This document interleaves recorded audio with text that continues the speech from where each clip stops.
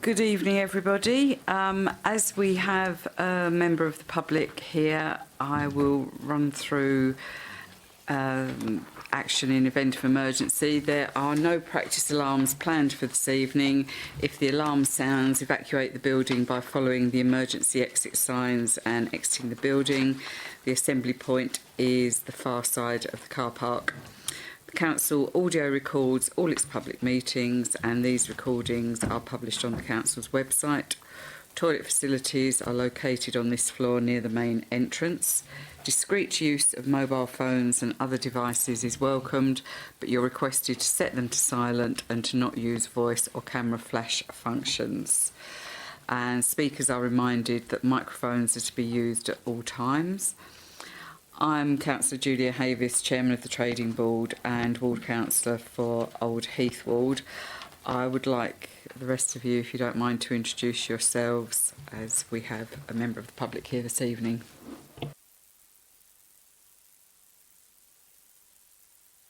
Good evening. I'm Councillor Justin Knight, Councillor for Harbour Ward, or Old Heath Ward as it now is. Dennis Willits, West Berkholton, 8 Ash Green Ward, substituting for Kevin Bentley. Roger Buston, Lexton Ward. Robert Davidson, Councillor for Payfleet Ward. Jackie McLean, Cotford and West Stanley Ward, substituting for Andrew Ellis. Martin Goss, Mile End Ward. Cyril Liddy, Wivenhoe Key, substituting for Dave Harris. Good evening, Gareth Mitchell, Head of Commercial Services. Good evening, Ian Vipon, Strategic Director. Richard Clifford, Democratic Services Officer. Thank you. Well, item 2 was substitutions, and you've all very kindly already substituted yourselves. So we'll go on to item 3, minutes. Can we confirm as a correct record the minutes of the meeting held on the 5th of August 2015? Councillor Knight. Maybe it's me, maybe I've missed this before, but there doesn't appear to be any apologies for the last meeting. Do we not put that in now? If not, then that's fine. Otherwise, I did send my apologies somewhat belatedly for the last meeting. Thank you, Chairman. Apologies are not recorded in the Council minutes, with the exception of full Council.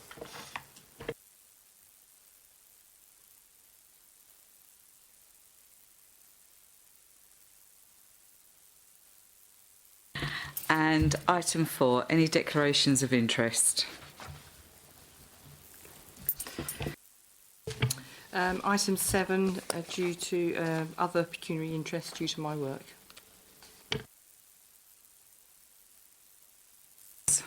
No, thank you. Item 5, urgent items. Do we have any? None, Chairman.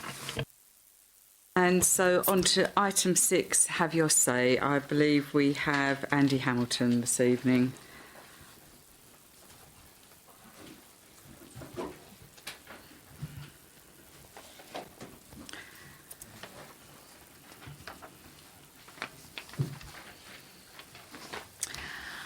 As you've addressed various council meetings before, Mr Hamilton, I know that that you know the procedure. You have 3 minutes, and after 2 minutes, the bell will ring. Thank you. This is now the 5th speech about the sordid Lexton sex club called Mingles that this council permitted despite it breaking planning and licensing requirements. Yet again last week I was harangued by one of the sex club owners. I was told about my sexual inadequacies and the perverted practices that would be indulged in this depraved club that evening. For 4 speeches, I have covered the offensive nature of this club. This evening, I will explain why the sex club should never have been permitted to get permission as a private members' social club. It is, in fact, an unlicensed sexual entertainment venue for the financial gain of the organiser. The appallingly named swingers seem to delight in telling me what goes on inside. Apparently, so-called professionals turn up specifically to provide sexual entertainment for the viewing members. They are there to provide nudity and sexually stimulate the so-called swingers. May I ask you what relevance this has to the trading board? Much as we don't want to stop you having your say, but is there any relevance to the meeting this evening? As the council refused to respond to all the emails I sent over the past year before it got permanent planning permission, I'm now taking advantage of the public forum so the council cannot deny it did not know what was going on. And unfortunately, this means every council meeting you will have me discussing the Mingles Sex Club until you do something about it. You were in the wrong to approve it. I was assaulted 2 weeks beforehand. You gave permanent planning permission. You knew the character of the owner. Shall I continue?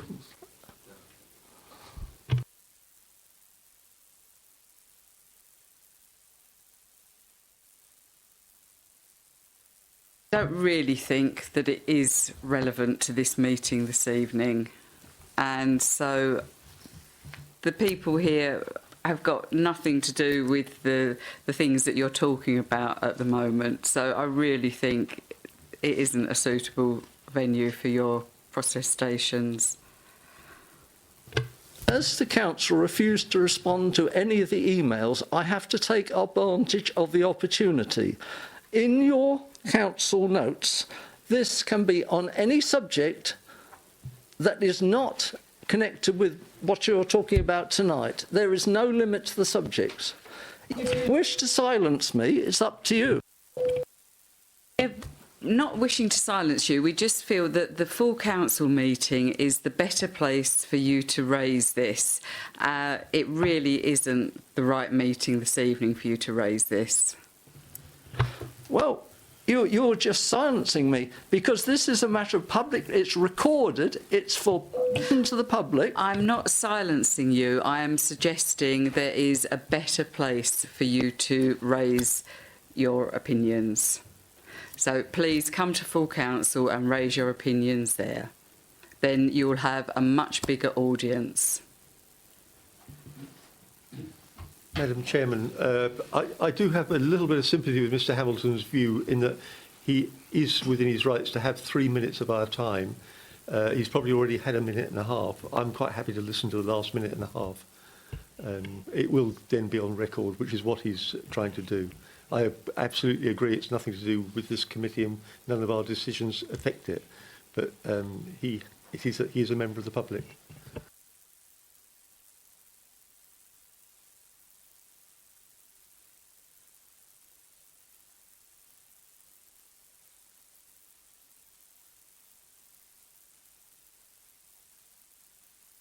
As your chairman, I accept that is your view, and I will mention this at the full council meeting, how you will refuse to respond to any of the emails before you gave full planning permission, and you have silenced me at a council meeting when any subject is allowed to be.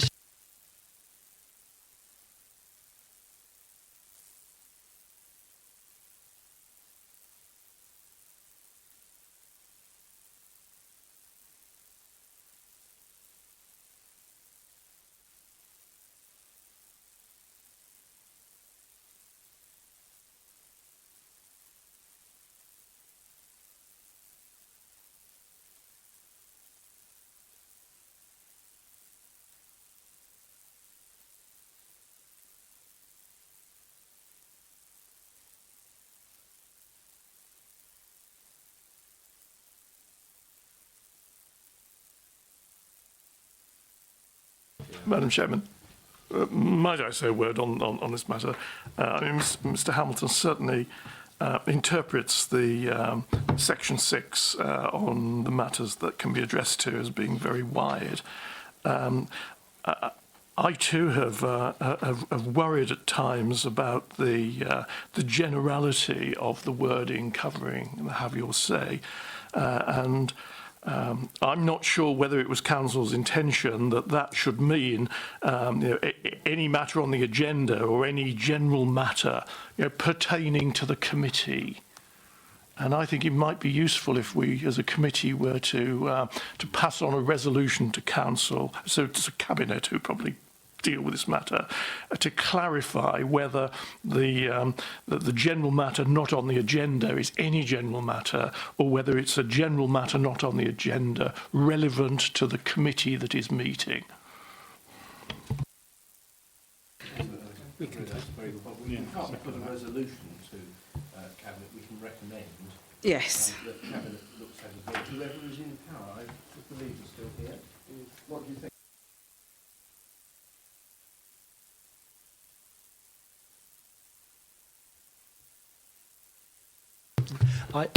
I do tend to agree that I think we need to clarify. It, to me, seems totally wrong that somebody could come to this meeting and have an interesting discussion on the Rugby World Cup or any other matter which has got no relevance to this particular committee. The points that Mr Hamilton was making were relevant to other committees, but not to this one.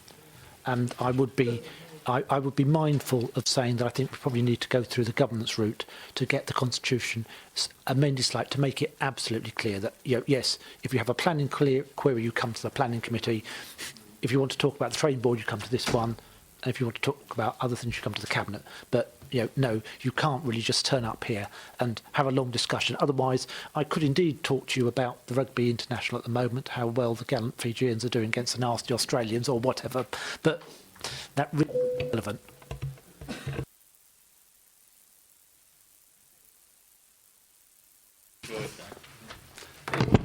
Thank you, Chairman. It might just be useful if I just sort of set out what the meeting's general procedure rules say on the matter, because it may be just a question of us tightening up the wording actually on the agenda. It says, any member of the public may ask a question or address a meeting on a matter which is on the agenda for the meeting, or is within the terms of reference of the Cabinet Panel Committee, except in cases where the Cabinet Panel or Committee is acting in a quasi-judicial capacity or similar, or in relation to a planning applications. So I think the intention of what you'd like to do is already there in the rules. So I think it's really probably a question of us looking again at the wording on our agendas. So we'll take that away for you, Chairman. Thank you very much. It's what comes up in the Gazette tomorrow, isn't it? It makes the council look really silly, whatever coloured hat it's wearing at the time. Well, if we do come up in the Gazette tomorrow, I am more than happy to say that it was my decision, and don't worry, I will take it on my shoulders. But you shouldn't have to. Well, you shouldn't have to. let's. You played it very fairly. It's done. It's finished. Let's go on to item 7, Leisure World. Before we go on to the item, because we have bits on the yellow for item 7 and other items, what we will do is, if you can please just listen to the report. We will then do item 8, item 9, we will do the exclusion of the public, and then we'll give you the opportunity to discuss item 7, because we feel that the questions that you're likely to ask will probably border onto figures and things that need to be discussed in the closed part.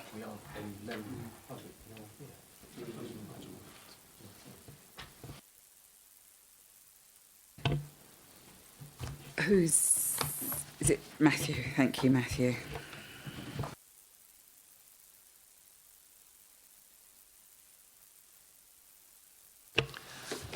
Thank you, Chair. Yes, I had structured my introduction to, I suppose, what I could say in the public arena, and then obviously we will, if it's okay with you, do another brief introduction when we move on to the confidential part of the agenda, raising the bits, issues that we can go into a bit more detail there because of the commercial aspects or commercial confidentiality of some of the items.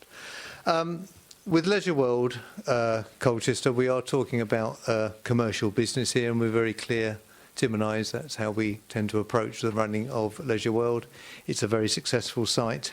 And this plan that you'll be talking about when you come to the confidential item on your agenda is about customer retention and as well as attracting new customers. And I always stress that there's the two areas that we're looking to achieve there. We are competing at Leisure World with a number of other providers in the town, and not just really in the specific industries that we're involved in.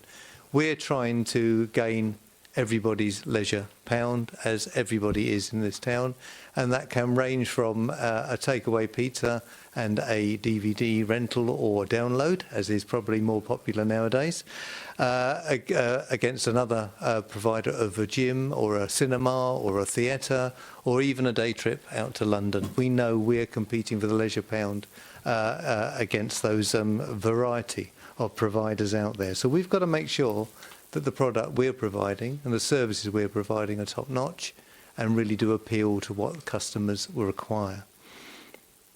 In the reports, and when we come to the detail, we believe there are national, regional and local evidence for the growth that we're setting out in the plan that you'll be discussing later, and we'll highlight that to you, as I say, when we talk to you on the Part B item. And we're certainly very clear about the areas we need to invest in that will deliver a return for this council and the increases in income that we justifies, I think, the investment we're asking for. We also do acknowledge we could always do more on a customer consultation, and certain aspects of that we will cover in the presentation, as I said, that we'll have on the Part B. And also, we've got high-level financial information in this part of the report, but again, the detailed information is on the Part B of the agenda. So if you don't intend for us to take any questions or comments at this point, we'll retire and come back for item when it's Part B.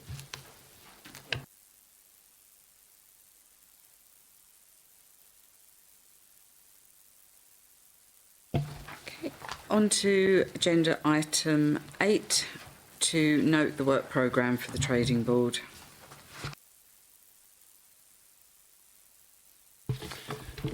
Thank you, Chairman. This is the standard work programme item, which lists the items of business scheduled for the remainder of the municipal year.